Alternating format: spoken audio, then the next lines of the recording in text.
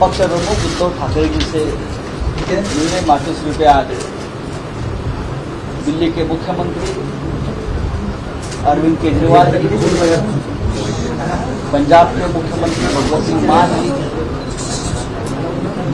आशीष मंत्री जी की दीदी राघव छट्टा जी है, संजय सिंह साहब है। आज केजरीवाल साहब ने यहाँ आकर, जब केजरीवाल साहब मुंबई में या महाराष्ट्र में आते हैं तो अब उनकी मातोश्री की एक विजिट हमेशा पक्की रहेगी। प्यार हो गया, ये प्यार है, एक नया रिश्ता बन गया है।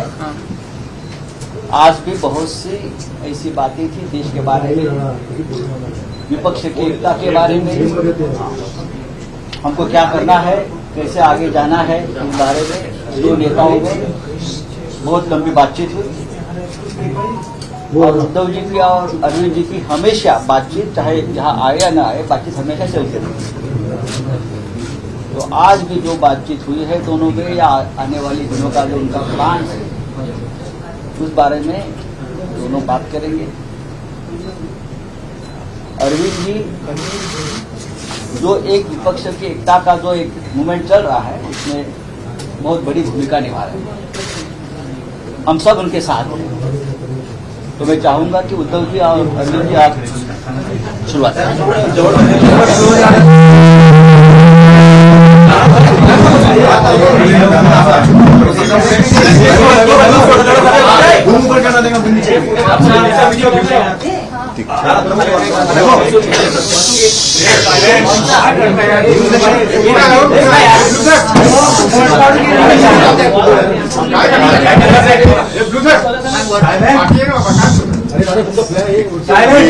पहिलं थोडं मराठीमध्ये बोलतो।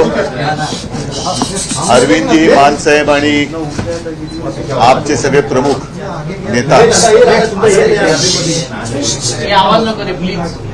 गेल्या काही दिवसात दुसऱ्या वेळेला मातोश्रीत आलेले आहेत। आणि एक गोष्ट नक्की की नातं जपण्यासाठी शिवसेना आणि मातोश्री प्रसिद्ध आहे। काही लोक केवळ राजकारण करतात, पण आम्ही मात्र राजकारणाच्या पलीकडे जाऊन नातं जपत असतो। अरविंद जी, आप आए हो, मैं यही कह रहा था कि पिछले कुछ दिनों में आप लगातार दूसरी बार आए हो। हम तो रिश्ता मानने वाले और रिश्ते संभालने वाले लोग हैं। ठीक है, राजनीति अपनी और अपनी जगह पर है, स्वाभाविक है। आने वाला वर्ष निवडणूक का, इलेक्शन का या चुनाव का वर्ष है। इस बार अगर ट्रेन छूट गई तो हमारे देश से प्रजातंत्र गायब हो जाएगा। और प्रजातंत्र को कायम बचाने के लिए मैं सिर्फ विपक्ष, ये शब्द जो है वो थोड़ा सा गोलमाल शब्द है। विपक्ष मतलब किसका विपक्ष, किसका विरोधी? हम तो सारे देश प्रेमी हैं और देश से जो प्रजातंत्र हटाना चाहते हैं, वो प्रजातंत्र के लिए और देश के लिए मैं मानता हूं आज से उनको विपक्ष या विरोधी बोलना चाहिए। लोकतंत्र विरोधी, लोकतंत्र विरोधी लोगों का मुकाबला करने के लिए और देश को बचाने के लिए हम एक साथ आए हैं, संविधान को बचाने के लिए आए हैं। और जैसा अभी आपने देखा होगा, पिछले कुछ दिनों में सर्वोच्च न्यायालय ने 2 निकाल दिए हैं। एक तो शिवसेना के बारे में है और दूसरा दिल्ली के बारे में, दिल्ली के विषय में। प्रजातंत्र में सबसे ज्यादा महत्व जो भी लोक प्रतिनिधि होते हैं उनका होना चाहिए। और आप मतलब अरविंद जी भी है और आप पार्टी भी है, सरकार भी दिल्ली की है। उनके मैं साइड से नहीं कहता कि, लेकिन उनके बारे में जो सर्वोच्च न्यायालय ने एक फैसला दिया है वो एक प्रजातंत्र के लिए आवश्यक था, लेकिन उसके खिलाफ केंद्र सरकार ने काय म्हणतात त्याला वटहुकूम, अध्यादेश लाया। तो ये कौन सा जनतंत्र है? ये तो लोगों ने चुने हुए प्रतिनिधि है, अपने लोग हैं, अपना प्रतिनिधि उन्होंने चुना है, तो उनको कुछ अधिकार होने चाहिए कि नहीं होने चाहिए? तो फिर शायद ऐसे भी दिन आ जाएंगे कि राज्य में, स्टेट में इलेक्शन ही नहीं हो जाएंगे, सिर्फ केंद्र में इलेक्शन हो जाएंगे। वो भी इलेक्शन 2024 तक होने की संभावना है। उसके बाद जनता जो फैसला करेगी वो जनता इसलिए हम उनको नींद से जगाने के लिए एक साथ आए हैं। बाकी की जो बातें हैं मैं अरविंद जी आपको कहूंगा कि आप विस्तार से कहें, नहीं तो मैं ही सारी बातें कह दूंगा तो आपको कहने के लिए कुछ बचेगा। सबसे पहले मैं आप सब लोगों को शुक्रिया अदा करता हूं आज यहां आने के लिए। मैं उद्धव जी का, उनके पूरे परिवार का और उनकी पार्टी का अपनी तरफ से, अपनी पार्टी की तरफ से और हमारी पूरी टीम की तरफ से, हम जो लोग आए हैं सबकी तरफ से तहे दिल से शुक्रिया अदा करता हूं। इतना उन्होंने अब हमें अपने परिवार का हिस्सा बना लिया है। तो जैसा उन्होंने कहा, मैं भी उन्हें कहना चाहता हूं कि हम भी रिश्ता निभाने वालों में हैं। आपके साथ रिश्ता बनाया है तो पूरी जिंदगी आपके साथ रिश्ता निभाएंगे, दोस्ती का रिश्ता। Thank you so much for receiving us so warmly. जैसा आप सब लोग जानते हैं कि दिल्ली के लोगों ने बहुत लंबी लड़ाई लड़ी अपने अधिकारों के लिए। जैसे ही दिल्ली में हमारी सरकार बनी 2015 में, हमारी सरकार बनते ही मोदी सरकार ने हमारी सारी शक्तियां छीन ली एक छोटा सा नोटिफिकेशन पारित करके।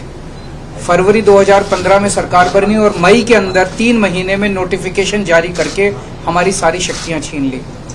8 साल दिल्ली के लोगों ने लड़ाई लड़ी सुप्रीम कोर्ट के अंदर। 8 साल लड़ाई लड़ने के बाद सुप्रीम कोर्ट ने हमारे पक्ष में फैसला दिया। जिस दिन फैसला आया 8 साल की लड़ाई के बाद, उसके 8 दिन के अंदर केंद्र सरकार ने अध्यादेश जारी करके वो सारी शक्तियां वापस छीन ली। तो जनतंत्र के अंदर जनता की चलनी चाहिए कि गवर्नर की चलनी चाहिए, जनता की चलनी चाहिए कि केंद्र की चलनी चाहिए। जनतंत्र में तो चुनी हुई सरकार के पास पावर होनी चाहिए ताकि जनता के जो जनता मांगे वो काम कर सके, जनता के प्रति जवाब दे तो चुनी हुई सरकार होती है। लेकिन उन्होंने सारी शक्तियां छीन ली। इसका मतलब ये साफ साफ ये लोग ये बोल रहे हैं कि हम सुप्रीम कोर्ट को नहीं मानते।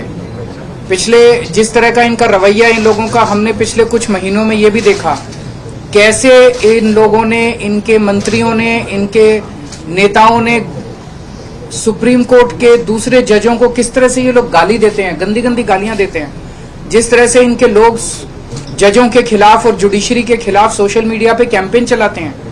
इनके लोग जजेस को, रिटायर्ड जजेस को एंटी नेशनल बोलते हैं। तो इनका जुडिशरी पे इनका कोई वो नहीं है। अब इन्होंने एक मैसेज दे दिया कि सुप्रीम कोर्ट जो मर्जी फैसला दे, हम नहीं मानते, हम ऑर्डिनेंस लाके सुप्रीम कोर्ट के फैसले पलट देंगे। ऐसे हमारा देश कैसे चलेगा? ऐसे तो हमारा देश नहीं चल सकता। और ये जनतंत्र सुप्रीम कोर्ट को भी नहीं मानते और ये जनतंत्र को भी नहीं मानते। शिवसेना तो सबसे ज्यादा भुक्तभोगी है। किस तरह से भारी बहुमत से चुनी हुई, जनता द्वारा चुनी हुई सरकार को इन्होंने गलत तरीके से सीबीआई से, ईडी से, पैसे से इनके एमएलए को तोड़ के इनकी सरकार गिरा दी। तो अब इनकी 3 तरीके हैं बीजेपी के। 3 तरीकों से अगर कोई बीजेपी की सरकार नहीं बनाएगा, किसी राज्य में नहीं बनेगी, तो या तो वो एमएलए खरीद के उसकी सरकार गिरा देंगे, या एमएलए सीबीआई और ईडी का डर दिखा के एमएलए तोड़ के उनकी सरकार गिरा देंगे, और या फिर ऑर्डिनेंस लाके उनकी सारी शक्तियां छीन लेंगे। दिल्ली में यही हुआ। इन्होंने ऑपरेशन लोटस किया, 2-3 बार ऑपरेशन लोटस किया, हमारे एमएलए खरीदने की, तोड़ने की कोशिश की, हमारा एक भी एमएलए नहीं बिका। जब इन्होंने देखा कि इनकी सरकार टूट नहीं रही, इनकी सरकार गिर नहीं रही, तो अब ये ऑर्डिनेंस लाके इन लोगों ने हमारी सारी शक्तियां छीन ली। तो इन लोगों को बहुत ज्यादा अहंकार हो गया है, और जब किसी आदमी को बहुत अहंकार हो जाता है तो बहुत स्वार्थी हो जाता है वो आदमी। ऐसा व्यक्ति देश नहीं चला सकता जो इतने अहंकार और इतने स्वार्थ के अंदर जीता है। वो फिर देश के बारे में नहीं सोचता, वो केवल ये ऑर्डिनेंस क्या है, ये ऑर्डिनेंस ये है कि सुप्रीम कोर्ट की हिम्मत कैसे हो गई हमारे खिलाफ आदेश देने की, हम देखते हैं। तो ये अहंकार का नतीजा है। अहंकार के अंदर जब आदमी आ जाता है तो फिर कुछ नहीं बचता है। तो मैं बहुत बहुत शुक्रिया अदा करता हूँ शिवसेना का, उद्धव जी का, कि उन्होंने दिल्ली के लोगों का आज साथ दिया। ये लड़ाई दिल्ली की नहीं है, ये लड़ाई पूरे देश के अंदर संविधान की है, जनतंत्र की है, फेडरलिज्म की है। जिस तरह से सारी देश के अंदर सरकारों को परेशान किया जा रहा है, सीबीआई और ईडी का डर दिखा के सरकारें तोड़ी जा रही हैं गवर्नर्स के जरिए। आपको जान के ताज्जुब होगा, पंजाब के अंदर इस बार बजट सेशन नहीं बुलाने दिया गवर्नर ने। गवर्नर ने कहा बजट सेशन नहीं होगा। आप सोच सकते हैं, बजट सेशन की अनुमति नहीं दी गवर्नर ने।